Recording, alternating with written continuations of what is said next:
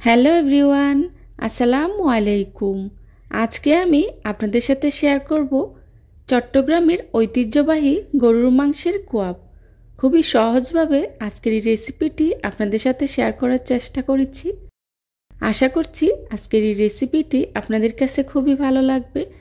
যদি ভালো লাগে তাহলে অবশ্যই একটি লাইক দিয়ে পুরো ভিডিও জুড়ে আমার পাশে থাকবেন প্লিজ।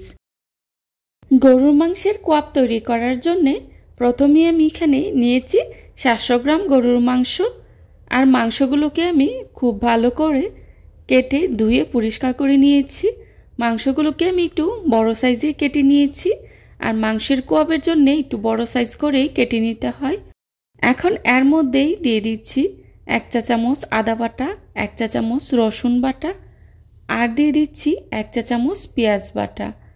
দিয়ে দিচ্ছি হলুদের গুঁড়া 1/2 চা চামচ, মরিচের গুঁড়া 1 চা চামচ, জিরা গুঁড়া 1 চা চামচ, গরম মশলা গুঁড়া 1 চা চামচ, দিয়ে দিচ্ছি লবণ 1 চা চামচ, আর দিয়ে দিচ্ছি সরিষার তেল 2 টেবিল চামচ। এখন সবগুলো উপকরণ আমি খুব ভালো করে মাখিয়ে নেব। মশলার সাথে মাংসগুলোকে আমি বেশ কিছুক্ষণ সময় নিয়ে খুব ভালো করে মাখিয়ে নিয়েছি, যাতে করে মশলাটা মাংসের ভিতরে প্রবেশ করতে পারে। এখন এর মধ্যেই দিয়ে দিচ্ছি হাত ধুয়ে কিছুটা পানিটা দিয়ে ঢাকনা দিয়ে ঢেকে 30 মিনিটের মতো রেস্টে রেখে দেব। এতে করে মাংসের ভিতরে মশলাটা খুব ভালো করে প্রবেশ করতে পারবে। ফিরে এলাম 30 মিনিট পর। মাংসগুলোকে আমি চুলায় বসিয়ে চুলার আঁচটা মিডিয়ামে রেখে খুব ভালো করে কষিয়ে নেব। দেখুন মাংস থেকে কী পরিমাণে পানি উঠেছে, আর এই পানিটা দিয়ে আমি মাংসটাকে খুব ভালো করে সিদ্ধ করে নেব। মাংসগুলোকে আমি প্রায় 40 থেকে 50 মিনিটের মতো সময় নিয়ে সিদ্ধ করে নিয়েছি। দেখুন ঝোলটা অনেকটাই শুকিয়ে এসেছে, আর মাংসগুলোও পুরোপুরি সিদ্ধ হয়ে গিয়েছে। এখন ঝোলটা পুরোপুরি শুকিয়ে যাওয়া পর্যন্ত মাংসগুলোকে নেড়েচেড়ে খুব ভালো করে কষিয়ে নেব। দেখুন আমার ঝোলটা পুরোপুরি শুকিয়ে গিয়েছে, আর মশলাগুলো মাংসের গায়ে লেগে গিয়েছে। এবার চুলা থেকে নামিয়ে এক সাইডে রেখে দেব। এবার মাংসগুলোকে আমি তেলে ভেজে কোয়াব তৈরি করে নেব। তার জন্যে চুলায় একটি প্যান বসিয়ে পরিমাণ মতো চর্বির তেল দিয়ে দিচ্ছি।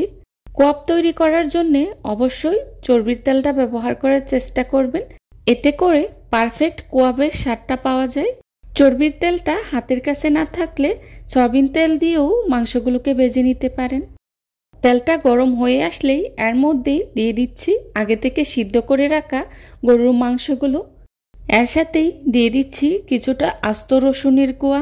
এতে করে চর্বির যে স্মেল আছে সেটা থাকে না, আর রসুনেরও খুব সুন্দর একটা স্মেল পাওয়া যায়। এখন মাংসগুলোকে আমি উল্টে পাল্টে খুব ভালো করে ভেজে নেব।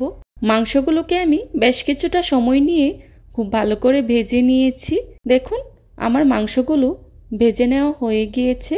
এবার একটি স্ট্যানারের সাহায্যে তেলটা ঝরিয়ে চুলা থেকে নামিয়ে নিচ্ছি। চেষ্টা করেছি খুবই সহজভাবে আজকের এই রেসিপিটি আপনাদের সাথে শেয়ার করার জন্যে। আশা করছি আমার আজকের এই রেসিপিটি আপনাদের কাছে খুবই ভালো লাগবে। যদি ভালো লাগে তাহলে অবশ্যই লাইক কমেন্ট শেয়ার করতে ভুলবেন না। তৈরি হয়ে গেল মজাদার মাংসের কোয়াব। দেখুন দেখতে কতটা লোভনীয় হয়েছে, আর খেতেও কিন্তু ভীষণ মজার হয়েছিল। রেসিপি ভালো লাগলে বাসায় একবার হলেও ট্রাই করে দেখবেন, আর কেমন হয়েছে আমাকে কমেন্টস করে জানাবেন। যারা এতক্ষণ ধৈর্য সহকারে আমার ভিডিওটি দেখেছেন তাদেরকে জানাই অসংখ্য ধন্যবাদ। এই ধরনের সব ঘরোয়া এবং মজার মজার রেসিপি পেতে আমার চ্যানেলটি ভিজিট করে আসবেন প্লিজ। আমার পরবর্তী রেসিপি দেখার আমন্ত্রণ জানিয়ে আজকের মতো এখানেই বিদায় নিচ্ছি। সবাই ভালো থাকবেন, সুস্থ থাকবেন। আল্লাহ হাফেজ। আসসালামু আলাইকুম।